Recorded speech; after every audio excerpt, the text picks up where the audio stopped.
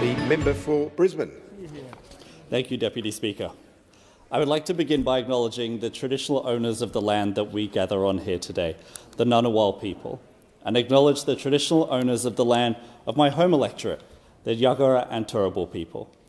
We stand on unceded land, and I hope this Parliament will take powerful steps towards First Nations justice, recognition and sovereignty.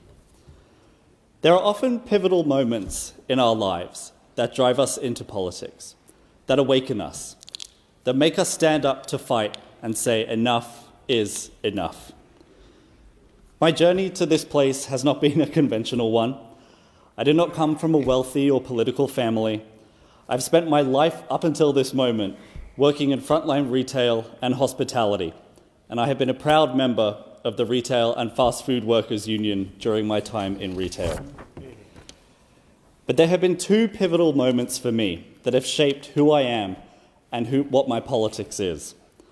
My experiences of working poverty wage jobs and my coming out as gay. Both impacted me deeply and forever changed how I saw the world. But who we are as people is often a product of our family and our community. So I hope you will indulge me as I tell you a bit about my family and myself. I was born and raised in South London.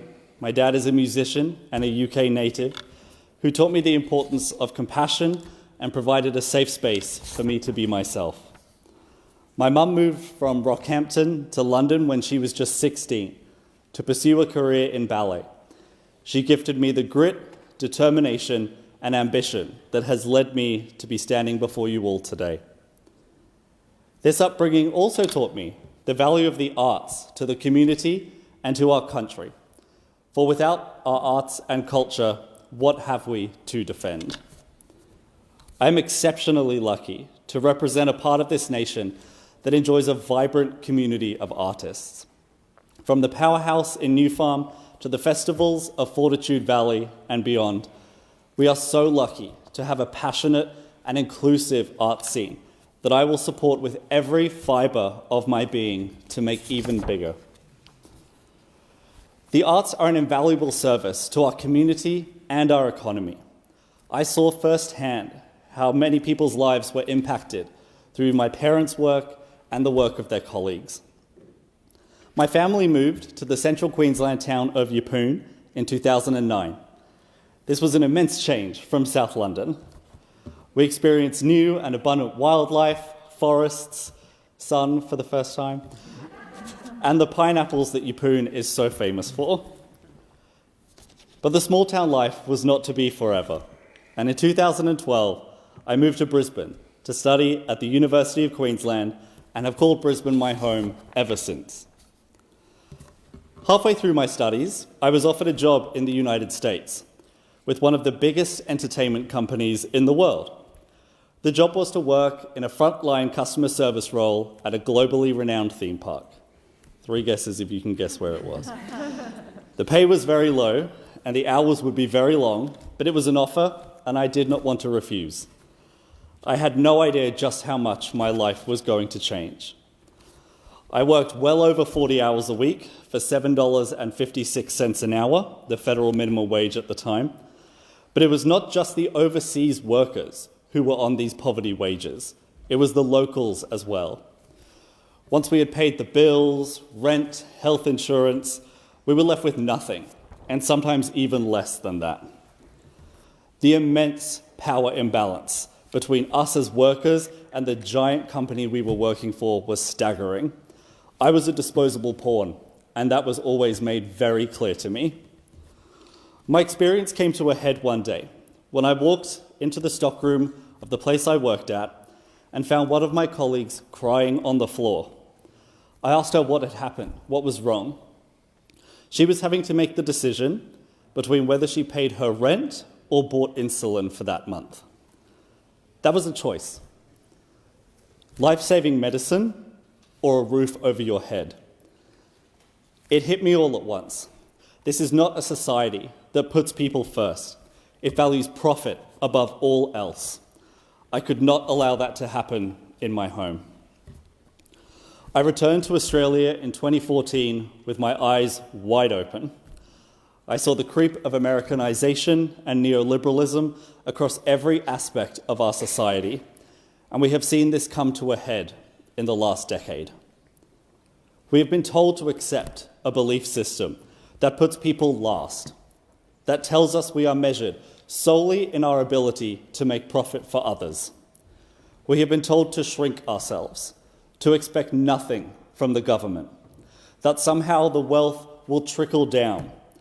We've been waiting for decades for it to trickle down to us, and it is not coming.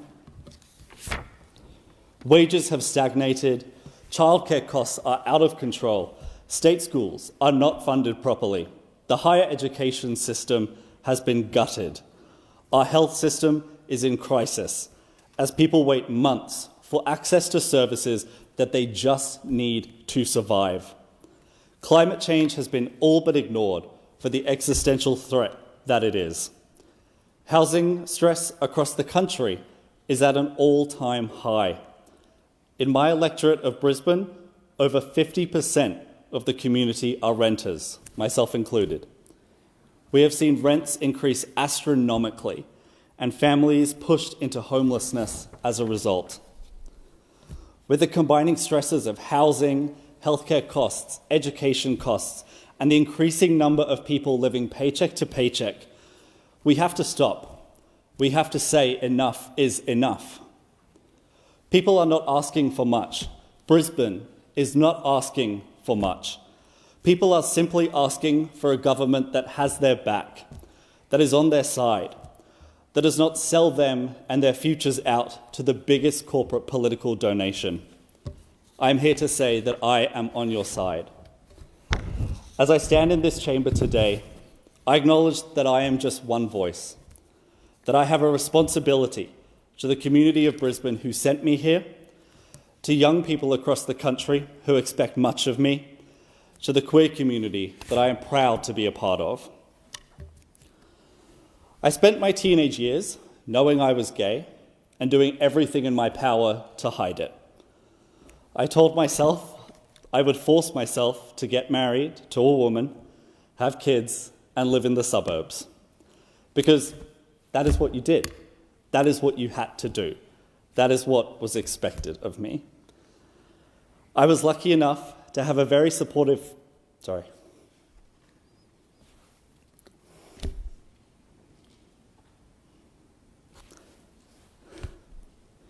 have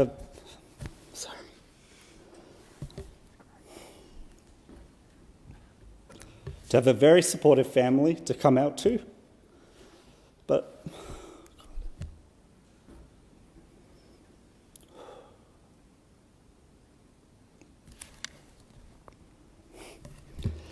but I spent years hiding myself because I could not see anyone in my world who was openly gay. This is so much harder than I thought it would be.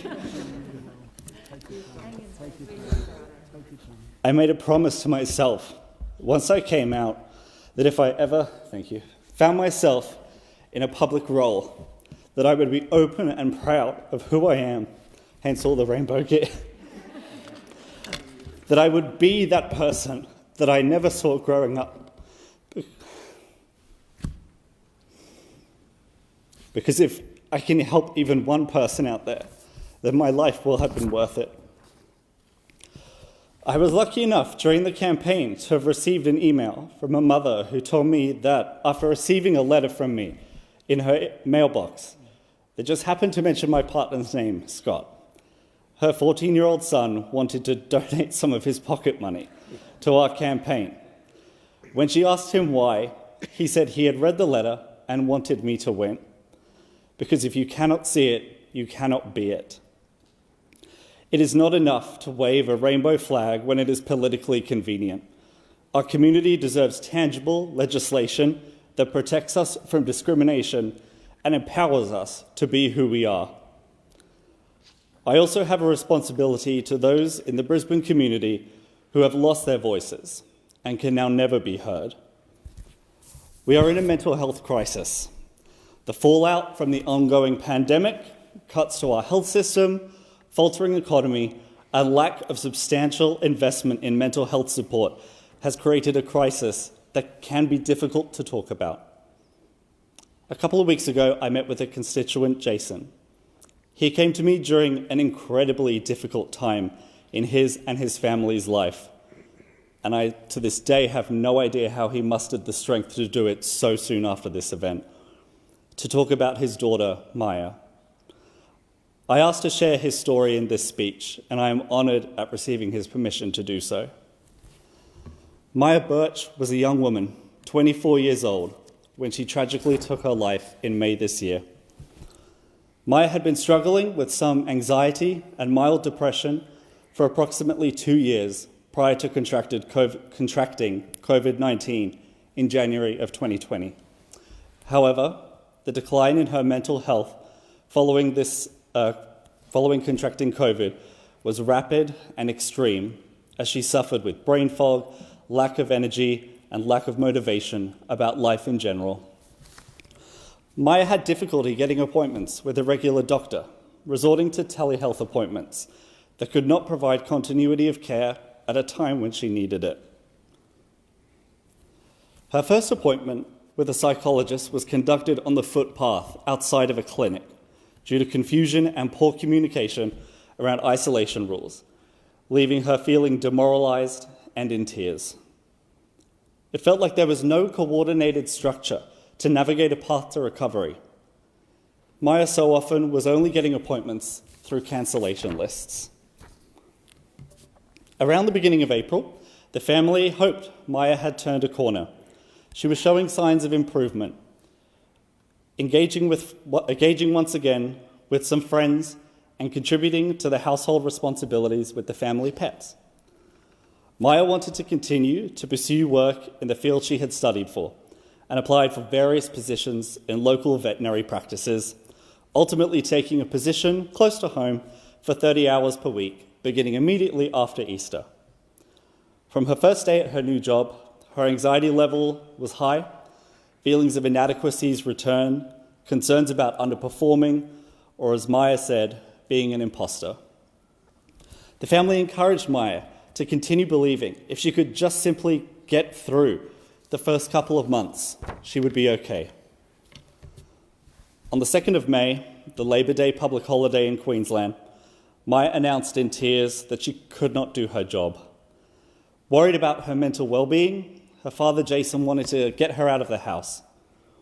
They decided to see a movie together, then planned to visit a relative for afternoon tea before joining Jason and Jason's partner and her brother for dinner.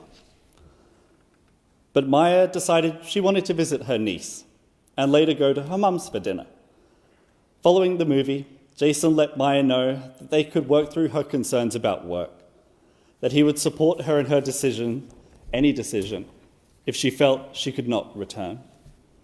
Always worried, Jason asked if Maya was considering hurting herself. She confirmed that she was not contemplating it. They parted with each other saying, "I love you." This was the last time Jason saw his daughter alive. Maya is just one name in a long list of people who have had their lives cut short because of government inaction, be it cuts to aged care, healthcare, income support. The decisions we make in this place impact people's ability to survive. It is my job now to make sure that Maya's death was not in vain. It is my duty as the member for Brisbane to fight for my community and make sure no one is left behind. Sorry.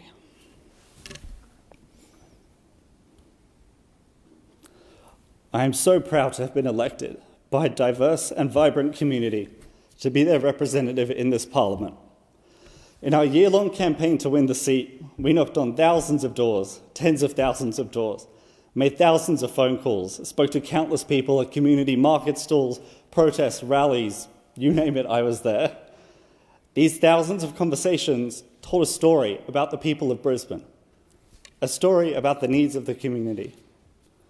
We heard about the need to address the climate crisis that we are all facing, the struggles that our communities are going through, difficulties putting food on the table, failing to seek the medical attention they need, finding themselves despondent at the accessibility to the education they want to receive. We heard from residents impacted by bad development decisions and unsustainable flight noise from Brisbane Airport. We heard from young people who didn't see themselves represented in this chamber. We heard from queer people who were desperately upset to see politicians wave rainbow flags at one moment and use their lives as a political football at the next.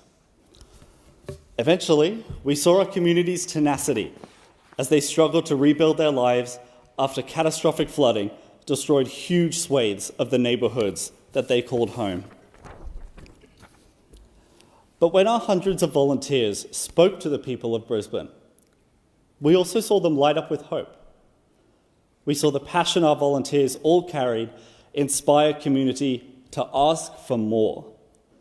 We spoke to people whose hope was almost lost, and we asked them to send a 29-year-old gay retail worker to Canberra to fight for them. We showed them the possibility of a world where the vast wealth of our country could be used for the betterment of all of us, not just those at the top. Our message resonated with our community, and I was elected to be their representative.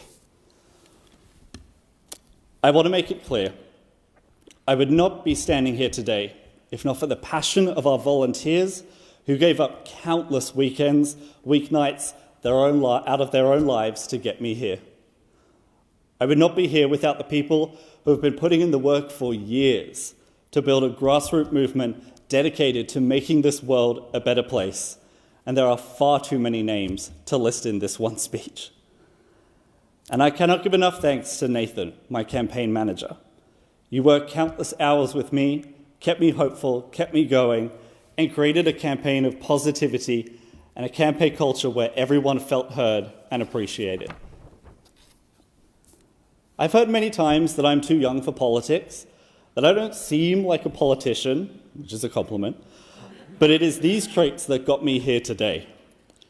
This election has shown the people of this country are done with the status quo. Our parliament is becoming more and more representative of the people who vote to send us here. And I hope that my election can inspire those who are told they shouldn't be in parliament, especially young people, to get involved and to run for office. Because our communities are in crisis now. They cannot wait for small targets and incremental change. This parliament needs to be brave. We need to be bold. We need to put people at the centre of policy. We need to live up to the Australia that exists in the minds of many people in this chamber, but does not exist for the millions of Australians outside this Canberra bubble. Because we can tackle inequality and poverty. We know what the solutions are. We have seen them here at home in years gone by, and we see them in successful policies across the world. Expanding Medicare to cover dental and mental health can be done. Building enough public housing to clear waiting lists can be done. Getting to 100% renewable energy by the end of this decade can be done. Making childcare free and universal can be done. Restoring free TAFE and restoring free uni and TAFE and wiping student debt can actually be done. The only thing standing in the way of this future is the political will for this parliament to take us there. Thank you.